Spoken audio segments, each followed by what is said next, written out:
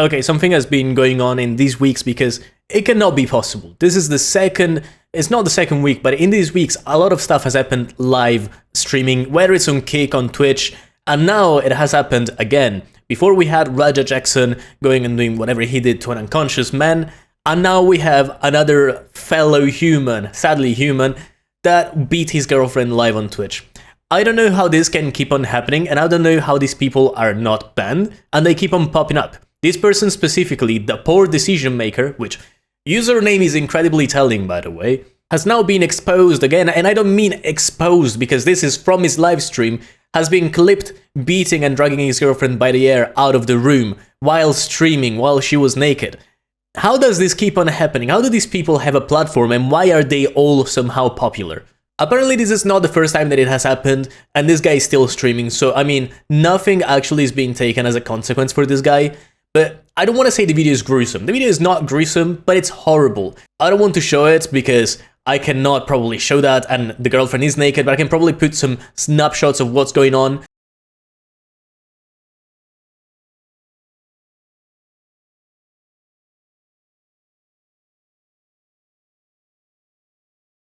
This is the guy's face, and I mean, you can tell the frontal lobe damage that this guy has just from the image and the emptiness, the hollowness of his eyes. There's so little going on in that big head that it's clearly empty. If I were to knock on it, it will probably be the biggest echo ever recorded in human history. And as he's doing this, you can read his chat go, Chris, no, Chris, don't do it, oh my god. Because it's fucked up. Not even his fans are okay with this. And by fans, I mean the 30 people that are watching him. It's not a big following per se, but it's still people that watch him while he does this stuff. Little addition to this, when I said this guy can still stream it and like he still has a platform, I meant it, but I didn't mean it literally. I went to check his page, to check the username, and if I had everything and every fact right that I could throw in, this guy is streaming right now. He's streaming right now with his 2 dogs. He has 2 dogs, this thing.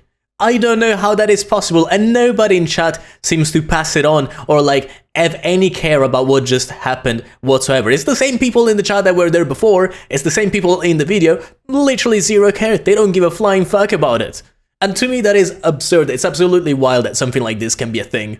While researching even more though, I found out that not only did this not happen once, twice, or whatever, but in the clip, she was already bruised before he even landed a hand on her, which means that it was recent. How does this happen? Help me out. Now, what's even more interesting is that somebody posted about this in the r/Twitch subreddit that I was browsing, literally while having dinner, got me shocked, got me disgusted, and while I was browsing and going through the answers, I refreshed the post and it has been instantly deleted. Not automatically, it was manually deleted by a moderator. I understand that you want to keep your subreddit safe, but I do not understand keeping these people having a platform and protecting them from public humiliation. This guy needs to be plastered everywhere and be shown to the world, because nobody doing this kind of stuff is enough of a human being. Let me make it clear, this post wasn't removed for violence. In the post itself there was no violence whatsoever, it was just a screenshot of the guy's live stream at a random moment. It was just his face. The post was removed because it contained the username of the Twitch streamer.